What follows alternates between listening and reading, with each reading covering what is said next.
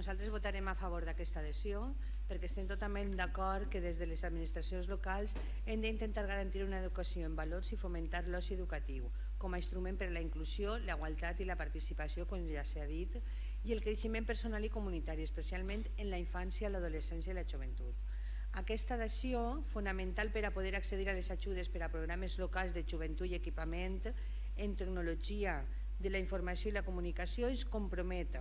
com molt bé diu, a reunir-se amb altres valors. Aquests valors són promocionar, difondre i visibilitzar les activitats d'oci educatiu realitzades en diferents contextos, garantir que les persones que intervenen en activitats d'oci educatiu ho facin de forma coordinada i compten amb la formació i competències necessàries, enfortir els mecanismes de participació perquè la població adolescent i juvenil troben en les activitats d'oci educatiu una oportunitat per triar i desenvolupar lliurement les seues pròpies iniciatives,